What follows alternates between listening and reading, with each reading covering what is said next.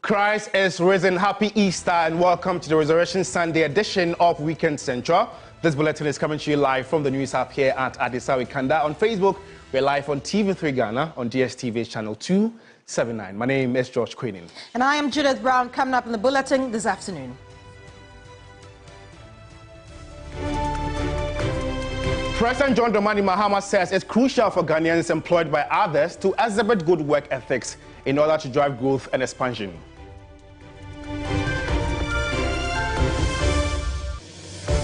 Also this afternoon, Minister for Roads and Highways Kwame Gavin-Saboja says equitable road development will drive national growth across all regions.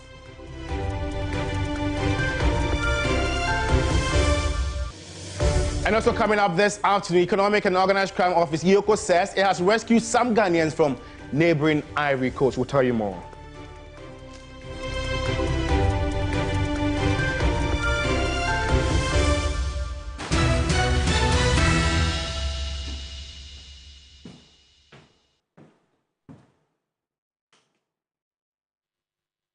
Welcome to the bulletin. We start from here. President John Dramani Mahama says it's crucial for Ghanaians employed by others to exhibit good work ethics in order to drive growth and expansion. Speaking at the Quill Business Forum on Saturday, April 19, the president expressed concern over how some Ghanaians treat the businesses of fellow locals.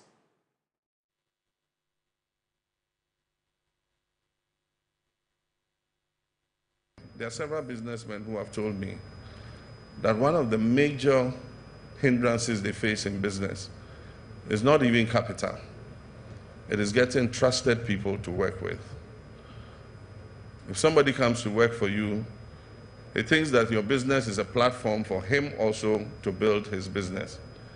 And it's not only him who has had that experience.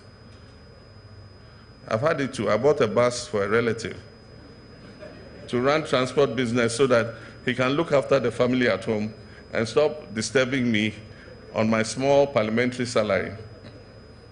And they gave it to a driver who was a relative. Good driver though. The first thing he did was he went and put a carrier on the bus. And anytime you saw the bus had more load on top of it than in the bus. And so what happened? The axle broke down. And it was the most regrettable experience in my life. When the axle broke down, they came to me to buy a new axle. So the reason for buying the bus had been defeated. Anytime the bus broke down, they would come to me to come and repair it. And it was costing me more to repair the bus than if I had just been murmuring the money to them. But you know what happened? This driver used to live in the family house. While he was driving the bus, he procured the land. He started to build a house. The house reached lintel level when the bus finally broke down. And by then I had had enough. So I refused to repair the bus and decided to dispose of it. And so I sold the bus. This was like several years, maybe years, more than 10 years ago. And since I sold the bus, where the building reached lintel level, it is still at lintel level even till today. And so what he says is very serious, getting trusted people to work with. And so we must look at that aspect of the restraints to industry. And I know that even some business people and industrialists are going out of, like he said, are going out of the country and bringing foreigners to come and manage their businesses. It's an indictment on our human resource. And it's something that we must begin to think about and find ways of creating a core of management that is dedicated to working to build the business. Because what they forget is as the business grows, you get better remunerated, you benefit more. But if you want to suck your pound of flesh out of the business and kill it and move on, then no industry is going to grow and survive. And so that is an issue that we need to take up so that we all can think how we can manage to create a core of Ghanaian business managers who are dedicated, who have integrity, and who will work to grow the businesses so that they survive and create more opportunities for our young people. Well, the president couldn't have said it any better. Now let's still stay on this forum. Exhibitors at this year's Co-Business Forum are urging organizers to expand the event to other regions of Ghana, following a highly successful edition that drew thousands of participants. 3 Business reporter Michael Ugboju has been covering the forum on his father's report. So today is day 2 of the Co-Business Forum currently underway at the Impriso Social Center. The event forms part of government's effort to creating a platform that brings together agro-processors, manufacturers, business leaders and players in the financial space to see how to tackle the issue of access to affordable credit for the business community. The event has been well received and exhibitors have been speaking about the experience. It's been a very exciting day 1, so we are here starting day 2, but yesterday was very exciting. We met, of course, a lot of our valued customers and we thank them for banking with us. But importantly, we also had very exciting new potential relationships that we are keenly looking forward to actually working with. So it's been, for me, day 1 was excellent, and I have no doubt that by the end of day 2, it will be equally exciting as well. The event has been widely successful according to participants, and already there are calls to scale it further.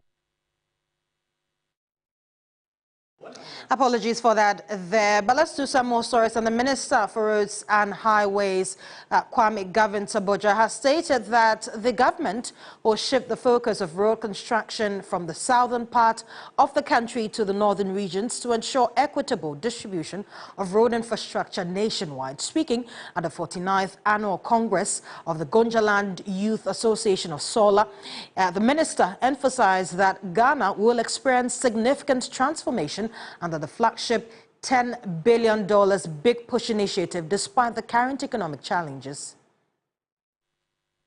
The Gonjaland Youth Congress is an annual gathering of all Gonjalanders to share ideas that seek to drive development for Gonjaland. Addressing a gathering of chiefs and people of Gonjaland on behalf of President John Dramani Mahama at the 49th Gonjaland Youth Congress in Sola, the Roads and Highways Minister assured the people that the much talked about deplorable Tshiiman Boleywah Hamile stretch of the N12 will see immediate construction. We have a very good idea where the problems are. One of the things I consider as an imbalance in infrastructure is this.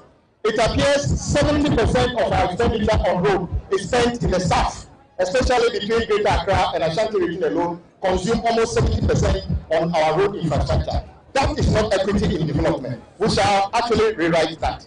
We will reallocate resources to back people in this part of the country. The minister also cautioned contractors against shoddy work.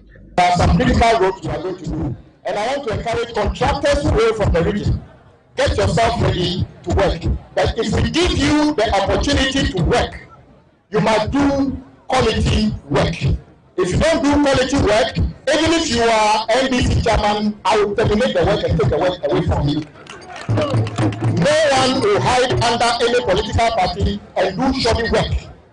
And all contractors who are still on site, though they have not been paid, I take the opportunity to commend you for your patriotism. Education Minister and MP for Tamale South constituency, Haruna Idrisu, appealed to the people of Gonjaland to support President Mahama to succeed. He announced that Tinga, in the Bole district of the Savannah region, will benefit from a state-of-the-art STEM facility. And to the people of Bole, that Tinga, I hope I'm going to name that, Tinga between Bamboy and Bole, by 30th July 2025, President Mahama will cut a sword for a multi-purpose STEM building not known in the education infrastructure. Well, let's stay a little longer in the Savannah region and engage my colleague Christopher Mwako, because residents of the Abole have been reacting to the promise made by the Roads and Highways Minister to fix the Tshiiman Boleywah Hamile Road. Chris, good afternoon. Tell us really what the residents have been saying in relation to fixing the N12 highway and other road networks in the area.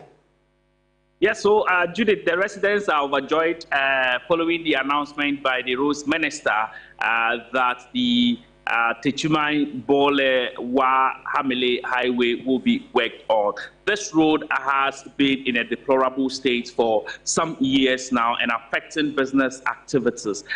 Judith, I must say that it is one of the important roads in the Savannah region because it's also an international road that leads to neighboring Burkina Faso and La Côte d'Ivoire. And so for residents, working on this road will give them easy access to the southern part of the country. Majority of the people around the northwestern part of the northern part of the country use that road to access the southern part of the country. And so it is a good news to them, and they are happy that the Roads Minister has reiterated government's commitment to working on that road. 2 weeks ago, the Roads Minister was in this part of the country and gave the assurance that monies will be made available for work to begin somewhere in June. Let's take a listen to the reactions from the residents. The road-setting agenda has just started. Indeed, that road has been a headache for not only the people of Bole, but the people residing between Tshiiman and Hamile. All along that road, the people on this stretch of the road are all complaining. And it was a campaign promise by His Excellency John Dramani Mahama. Now, he has directed his roads minister to fix that road.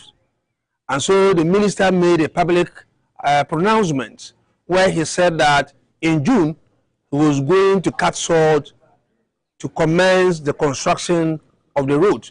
And this is going to be under the big push. This particular road serves a lot of economic purposes. A lot of issues are going on here. Travelers are moving, they buy goods over there, come here to sell. If I face a lot of challenges in bringing my goods from anywhere I'm bringing it from, don't expect me to sell it at lower prices that you expect. Because of the challenges I go through, I will increase my prices to be able to meet up with my transportation cost. This is a welcoming information to we the residents of Bole. This road, being in a poor state, has exposed the good people of Bole and even travelers on this particular trade to a lot of social vices like armed robbery. In fact, you could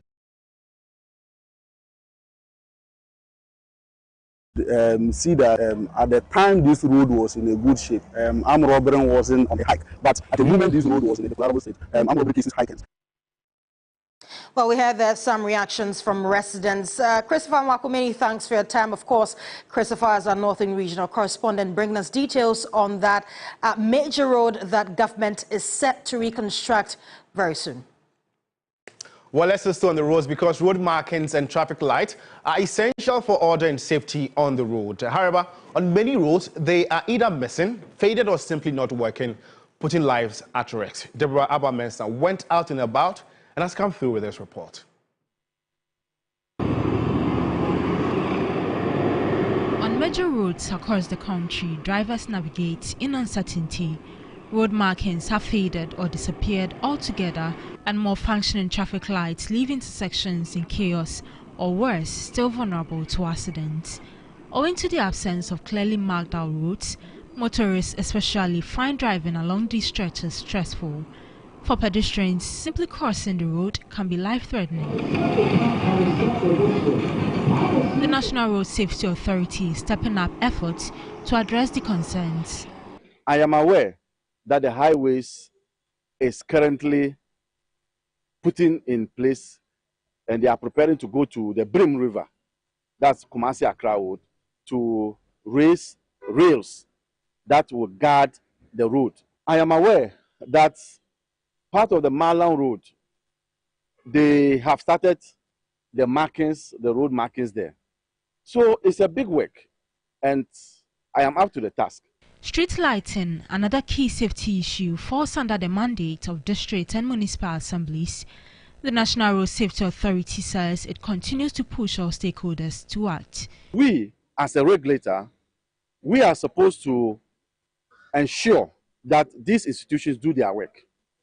So if we find or there's a complaint to us that road markings are not visible, we call on the urban roads, or if it is the highways to deal with it.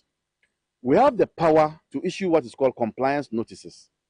And since I came, I've issued a lot of compliance notices. So our role as a regulator is to ensure that these agencies do their work. Pedestrians, especially the elderly and school children, remain some of the most vulnerable. Without clear crossings and functional traffic signals, every attempt to cross the road puts lives at risk. Back on the streets, many drivers say they are yet to feel the difference, but they welcome any raw commitment to safer roads. Road markings, just a baby, car be fire, baby, the person be far. Wrong. But Ghana, the laws in Ghana do not work. Because Ghana, a lot of traffic lights national. But we are in say U-turn. U-turn signs. U-turn signs on most of the roads are spot or are not available, which causes major accidents.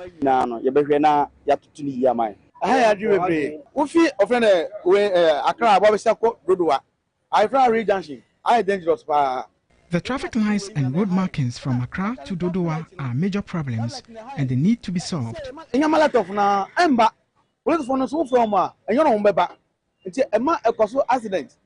I'm standing on one of Ghana's busy roads where poor road markings and more functioning traffic lights are not just an inconvenience. There is a danger, from faded lane invaders to traffic lights that don't work at peak hours. Drivers and pedestrians are left to navigate chaos. All authorities promise for improvement. The question remains, how soon will safety be prioritized on our streets? The Brabamens and TV3 News, Accra. Now, the head of the NDC Legal Team, Tshiiman, is demanding answers over how the minority in Parliament assess details of petitions seeking the removal of the Chief Justice. Speaking on the key points, he criticized the minority for disregarding the constitutional procedures that the President is following in response to the petitions. Now, when the President had the benefit of the petition and the Chief Justice wrote the request, the President, in honoring the request, sealed the petition before giving it to her. Who informed the minority of the details?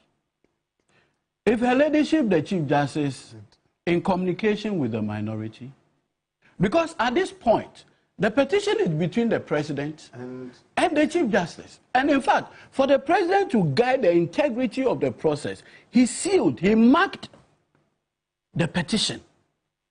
I've heard one other journalist on Metro refer to what they claim to be the content of the petition. Who leaked to them? That is if it the details. No, but this one, he phrases that we are told. Yes. Who told I listened to him carefully. No, I just played that. Who told him these contents? But you see, how come that he, John Darko, his own colleague, Afenyo Markin, Frank Anodompre, brought a petition for the removal of Loretta Lamptey. President Mahama didn't say it was an MPP MP against my appointee. He received the petition, actioned it, he found merit, and dismissed his own appointee. How come that today, Anodompre and his minority do not have confidence that President Mahama would do same thing he did to Loretta, affording her the opportunity to defend herself? Where is the fear? Where is the panic? You see, the stand of the minority relative to this broader national issue actually betrays a certain thing. It is extremely revealing. What is it? In all these constitutional arrangements, there's only one person, under Article 146, to perform that role of receiving a petition. It is not Professor Ranford Jampo. It is not my learned friend here, or this big man, not even me. Only President. The President. Who is the President of Ghana? Possibly, the petitioner should have addressed it to the MPP minority before and given it to Afenyo Markin, so that Afenyo Markin can consult the Council of State in this process. Malene Senior, you were called to the bar before me, and I've always been inspired by your legal work. What exactly is the complaint against John Mahama? My senior George Dako, what exactly is the complaint against President Mahama? Now, when you assume the position of now deciding that a petition is frivolous, are you not usurping the powers of President Mahama and the Council of State? Lawyer Dako, it is rather your conduct that is unconstitutional. It is rather your conduct that is unbecoming of a lawyer. President Mahama so far has only conducted himself within the confines of the law. Akufo-Addo did it. The three commissioners of the Electoral Commission were all removed through that process. President Mahama has not invented a new rule. He's just basically holding fidelity to the 1992 Constitution. I think at this point, the minority must stay away and allow President Mahama to perform his constitutional responsibility.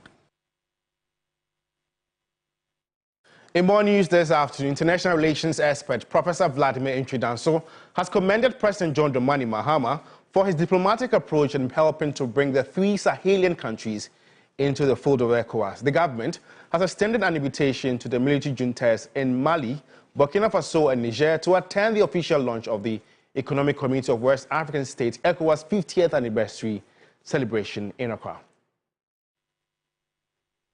We needed to use diplomacy in trying to get them back. Remember, the landmass that is exhibited is about 70% of ECOWAS gone. And then it has implications for our economic relations. It has implications for security. It has implications for our political and cultural relations. And therefore, there was the need. You know, ECOWAS as an entity rejected them, threw them away, threatened some of them, and things like that. There was the need to use diplomacy to get them back, because other than that, the problems of ECOWAS will be more exacerbated. So when the president started those moves, most of us were very happy. And then the invitation, it's not coming from ECOWAS, mind you. ECOWAS has already committed itself to rejecting them one way or the other, you know, or punishing them for having coups. But then you needed somebody to take the mantle. And here it is that the host country has a right under all international kind of obligations to be able to invite them as a sole host. Not ECOWAS. ECOWAS is not hosting them. It is Ghana which is hosting them. And using that to leverage on trying to talk to them one way or the other. So it's a very good diplomatic ploy that our president is employing. Now, the Economic and Organized Crime Office says it has rescued some Ghanaians from neighboring Ivory Coast. According to Yoko, the individuals were promised jobs in Spain only to be taken to Ivory Coast. Acting Director General Abdul Bashiru Dapila said they're following leads involving companies trafficking young people across the West African coast. Yes, indeed. I think we've had a number of investigations involving Ghanaians that have been lured to Ivory Coast, and then they also find themselves in similar circumstances. We had instances, the QNet. QNet, people were also lured as if QNet is sending them to Spain or Paris, and then through the Ivory Coast side, and they ended up in Ivory Coast. So we have also rescued some of Ghanaians that were in Ivory Coast for that purpose. And as we speak now, we are also investigating some other Nigerians that were also lured by QNet and other related scams or scammers into the country, and then the DCNA now subject them to all manner of inhuman treatment. As and when a matter comes to our attention, we take action. But if it is like it is still in social media, our public affairs unit, if they see that it is within our mandate or it is not one of the social media gymnastics, then they will pull it down and put it into an actionable request, and then we approve it for investigation. Your comments are welcomed on this very rescue by Iyoko and the Kwehu Business Forum. Engage us with your opinions. We are live on Facebook as TV3 Ghana, and get interactive with us. And in more news this afternoon, the government's ambitious plan to train 1 million young people in coding is generating attention, but also raising some questions. And the initiative aims to train Ghana's youth in digital skills, but concerns are arising about the future, as experts warn that without a clear roadmap, the dream may not reach its full potential. The initiative, launched on Wednesday, April 16, is part of the National Democratic Congress 2024 Manifesto Promise. The program aims to position Ghana as a hub for tech talent in Africa. The Minister for Communication, Digital Technology and Innovation says the program is part of a broader digital transformation agenda. Everywhere we've gone to and we've mentioned that we're doing 1 million coders, you see the room light up. Because the 1 million coders is actually what is going to position Ghana to tap into the $3 trillion BPO KPO ecosystem. But concerns are growing about what happens to these newly trained coders after the program ends. A computer science expert, Professor Kofi Sapon Edumenu, says the real challenge lies ahead. He believes far more must be done to ensure these coders transition into meaningful employment. When these young people are trained, where are we sending them to enhance on their skill acquisition?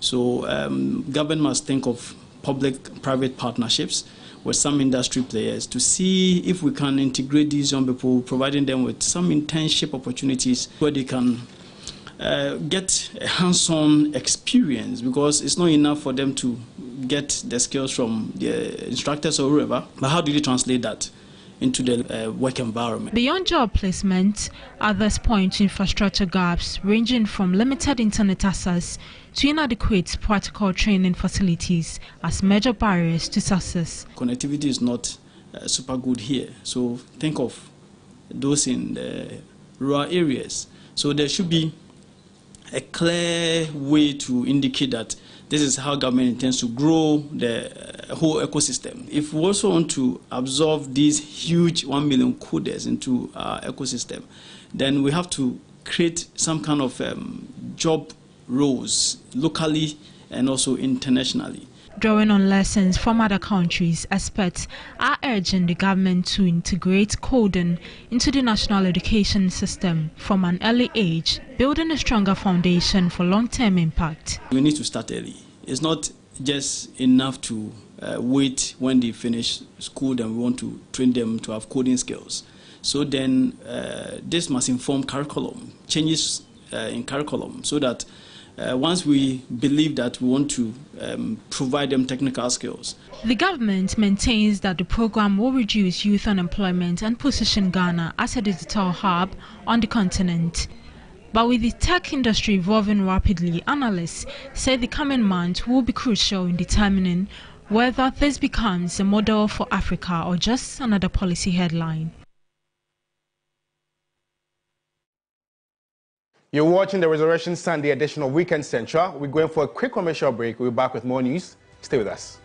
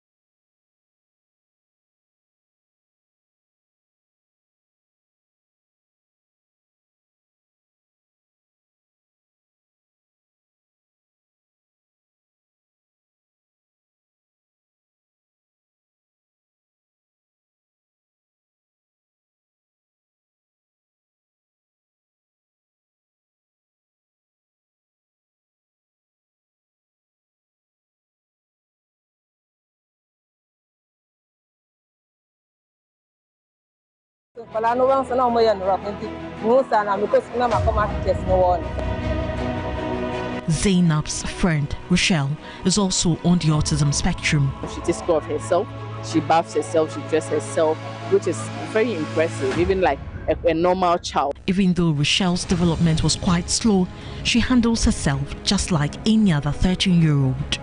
Rochelle's mother, who is the executive director of the Rob Foundation, Mavis Upokwa Santowa, said that creating an inclusive environment for individuals with autism requires more resources and support services. As a mother who has a child with Down syndrome, you are seen as a cursed person, you have offended somebody, or you have done something wrong. That is why you have a child like that. And this alone puts some kind of psychological stress on the mothers. There's a lot of work to be done. We need to talk to these mothers. We need to let them understand that it is not a case. It is not a spiritual attack. It is a medical condition. Josephine Dawson's 40-year-old daughter, Abigail, is living with autism. Abigail's 4 children are all on the autism spectrum.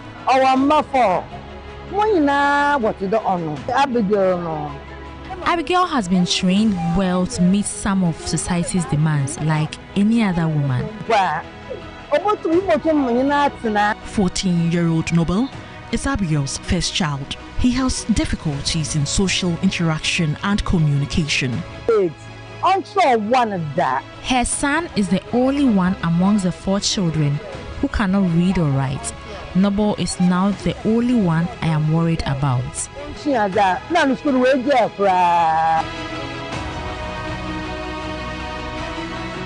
Without knowing what will become of her daughter and 4 grandchildren with special needs when she is no more, Josephine Dawson reiterated the need for support services and financial opportunities for persons with Down syndrome. Our carpentry, our sewing, catering. All special needs children have special abilities, so they need more economic opportunities. Regardless of their abilities, every individual deserves quality care and support. Health experts therefore say acceptance, love, and proper health care can make a profound difference in the lives of individuals with special needs, enabling them to thrive and live fulfilling lives. Ekia Oferiwa Dako, TV3 News, Accra. Interesting report by Ekia Oferiwa. Now let's do some more stories. The Acting Director General of the Ghana Health Service says financial prudence remains central to the operations of the health sector. Professor Samuel Kaba Akuriya was speaking at the Ghana Health Service annual review in Accra. As world health issues evolve, the Ghana Health Service is taking the opportunity to reaffirm its commitment to Ghanaians. Despite changing global health dynamics, the service says providing everyone with high-quality healthcare is still a top priority. Acting Director General Professor Samuel Kaba Akuriya encouraged members of the service to make the Ghana Health Service in Ghana better. His Excellency the President cannot come here and fix this. That's why he has appointed you. So each one of you, you are the presidents. So if we don't work and we say, oh, government is not doing this, who is government? You are government. You have been appointed to do government job. And you will do it. If not, you move, we'll get another person to get the job done. Human Resources Division Head Peter Obere-Yeboah presented a comprehensive strategic recruitment drive. Our mandate as a division is to ensure the availability of competent and motivated health workforce. The most important thing is that they should be in their right numbers and mix and working at the right places and doing the right jobs. And so when you come to human resource, we have 3 critical departments that deal with this: planning, training, and management. And we feed into the universal access to better and efficient manage quality health services. The Ghana Health Service stands as a pillar of resilience and dedication, continuously working to ensure that no one is left behind in the pursuit of quality health care.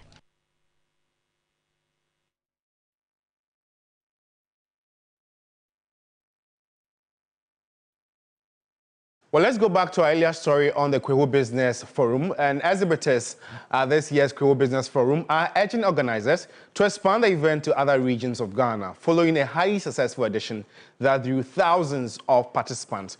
3 Business reporter Michael Ugbodu has been covering the forum and has filed this report. So today is day 2 of the Kwewu Business Forum, currently underway at the Impraiso Social Center.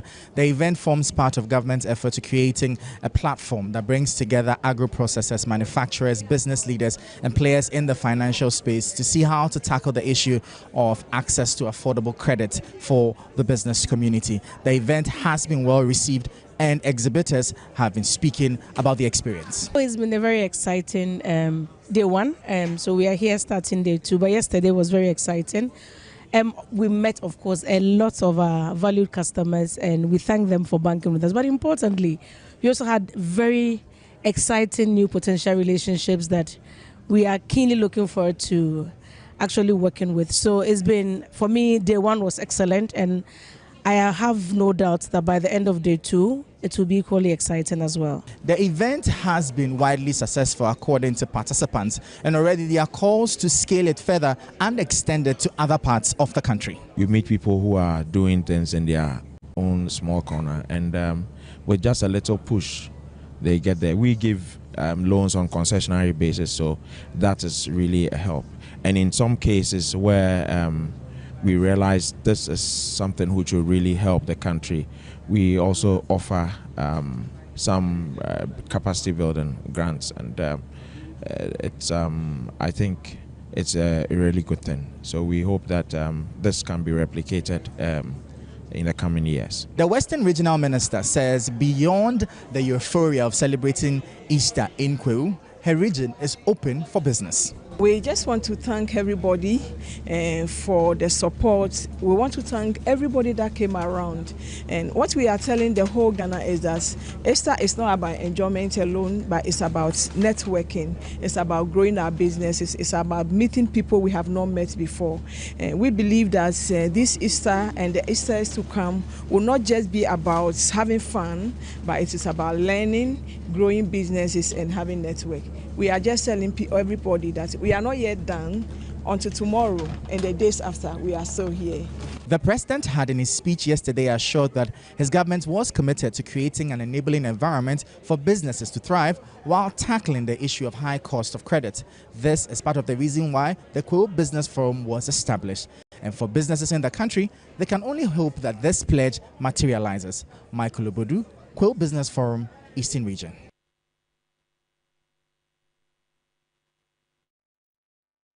Now, the Ghana Chamber of Telecommunications CEO Dr. Ken Ashibe predicts that removing the COVID-19 levy will lead to lower data costs.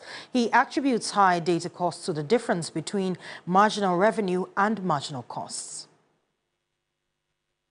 Ghanaians have been vocal about the high cost of data services across all networks, which continues to strain household finances. The rising cost of data affects nearly every aspect of life, from daily communication and social interactions to business operations and access to online education. Despite widespread public outcry, telecommunication companies have yet to respond with meaningful price reductions, leaving many citizens frustrated and with little hope for immediate relief. The Chief Executive Officer of the Ghana Chamber of Telecommunications, Engineer Dr. Ken Ashibe, believes that removing the COVID-19 levy could significantly reduce data costs and bring some relief to consumers.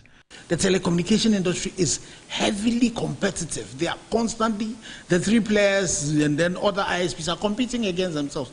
If the marginal revenue becomes more than the marginal cost, you will see costs go down. But what will have to happen is that the cost has to go down. So I'm pretty sure that if you're able to work on all of those elements that we're seeing, you start seeing that, costs will go down. And as I said to you, if power could have gone down, that would have been immediate. If COVID levy goes, immediately you will see that. So I'm sure one of the things we can promise is that once COVID levy goes, that 1% reduction, customers will see it. In response to the growing concern, Minister for Communications, Digitalization and Innovation, Sam Nate George, has assured the public that government is committed to addressing the high cost of data services. Set up a data pricing committee and give them 14 days to come to me with a roadmap for implementation. And in 13 days, they submitted their report. It was stakeholders, MNOs, the regulator. And so we had that engagement. People expect that I will just set the prices for data. That's impossible. I can't just set the prices for data, but what I can do is use policy. The regulator is finalizing the technical modalities to have these various pricing models, and then we'll put them out. Until substantial changes take effect, Ghanaians will continue to bear the burden of high data costs in order to stay connected in an increasingly digital world. And our Deputy Director of Operations at the Presidency, Mustafa Gbandi, says the NDC government is taking bold steps to stop illegal mining and protect the environment. In a soon-to-be-aired interview on hot issues, the Deputy General Secretary of the NDC in charge of operations added that those who mine responsibly will be supported, but offenders, both locals and foreigners, will be dealt with accordingly. Take a listen. We have said that whether you are NDC or you are MPP, you should mine responsibly, all right? Do not mine in the forest reserve. Do not mine in the water bodies. But you can mine, as used to be the case, both large scale and small scale, obeying the rules of Environmental Protection Agency. Now, when you do that, government will support you to do your work. And gold board have been structured to regulate the processes of gold. So that's one foundation. How would you say your serious efforts are going? That's within 3 months. So let me tell you. Now, we are again, the soldiers are going in there to free our forests, which may be inhabiting terrorists, may be inhabiting bad people and all of that. They are going to free that forest to make sure that Ghanaians are happy and our life is protected. MPP people are complaining, oh, NDC people, why are they burning machines? Why are they doing this? Look, we are not just going to end there.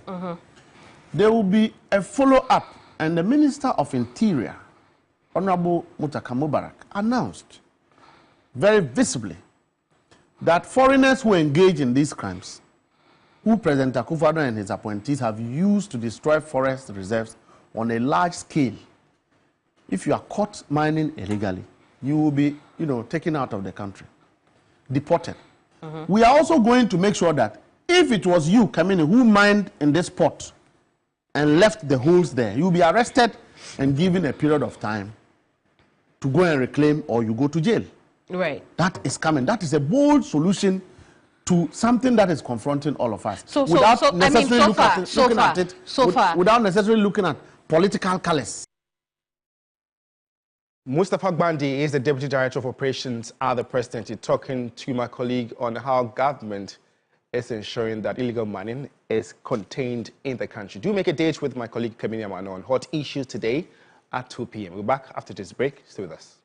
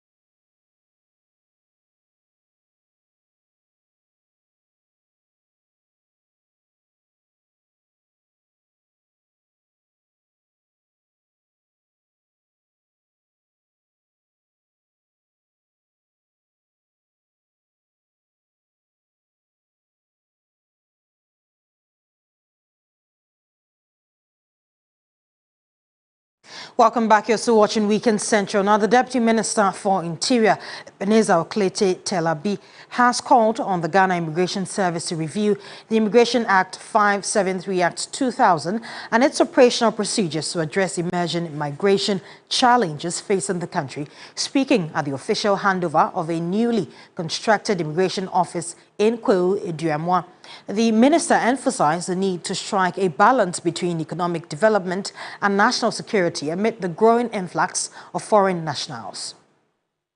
Several communities across the country continue to experience a rise in foreign national populations, an issue that has become a growing concern for local authorities and security agencies.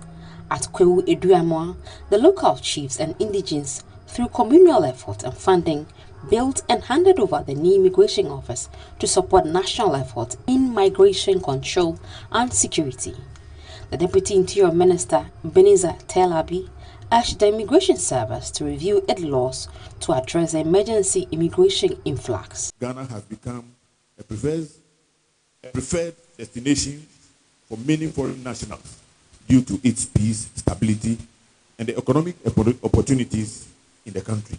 However, this development also presents with some challenges that require attention and effective management. As we continue to welcome foreign nationals in Ghana, it is essential that we strike a balance between promoting economic development and national security. I urge the Ghana Immigration Service to review their laws, particularly the Immigration Act 573, Act 2000, and the operational procedures to address emerging issues and challenges of migration in Ghana. Comptroller General of the Ghana Immigration Service, DCI Samuel Basintele Amadou, cautioned foreign nationals to abide by the country's laws. I would also want to urge all foreign nationals residing in Kwewu and its environs to be law-abiding and respect our laws, traditions, and culture. The Kwewu Benkumhene Nana Ahia Tutu Brempong appealed to government to fix the stalled town roads in Eduamwa. The Eduamwa Road is a 4-kilometer road construction which started about 4 years ago, but has been abandoned by the contractor in the past year and a half. There is also a 4-kilometer Eduamwa to Obo, which contract was awarded about a year ago. But as we speak today, we are yet to get a visit from the... In more news this afternoon, the Bono East Regional NDC chairman has praised President John Dramani Mahama's appointment process, attributing it to the peaceful and smooth confirmation of MMDCs across the region. He noted that all the nominees reflect the true choices of the people, as evinced by the numerous instances of 100% confirmation votes. The confirmation of the various selected MMDCs in the Bono East region was an overwhelming success, with more than half of the nominees receiving 100% endorsement. In light of this, the Bono East Regional NDC chairman, Eunice Owusu, has lauded President Mahama for his inclusive and consultative approach in the appointment process. We'll give all the accolades to President Mahama for the way and manner in which he nominated the various MMDCs. He emphasized that all nominees reflect the true choices of the people, which accounted for the smooth and peaceful confirmation process across the region. All the individuals nominated by the president are well deserving of their position, as well as the choices of the constituents. 11 out of 10. This resulted to the 100% endorsement of more than half of the nominees selected by President. Some of the voters even wanted us to use the popular acclamation process because they all wanted 100% confirmation, but the Electoral Commission disagreed to their choice, and so we had to go through the due process, and after the process, they got 100% confirmations. The successful confirmation process in the Bono East region underscores the importance of grassroots consultation and community involvement in governance. As the region awaits the final nomination for Atebubu Amanteng, the hope remains that collaborative spirit seen so far will continue to guide the way forward. Belinda Tete, TV3 News, Bono East region. Judith, ask me what I'm going to do after this. What are you going to do? I'm going to watch Jesus film and cry. Passion of the Christ. I Sorry? actually used to cry when I was a kid. I know, right? So I saw it on air, and then I was like, this reminds me of when I used to cry and all that. Nostalgic moment. Yeah, nostalgic moment. But may the resurrection of Christ never be in vain in our lives as we mark Resurrection Sunday. And that's how we end today's edition of Weekend Central. I came to you live from the news app here at Adisawe Kanda. For more news updates, log on to our website, s3news.com. Thanks for watching. I'm George Queenie. And I am Judith Brown. Bye-bye. Bye.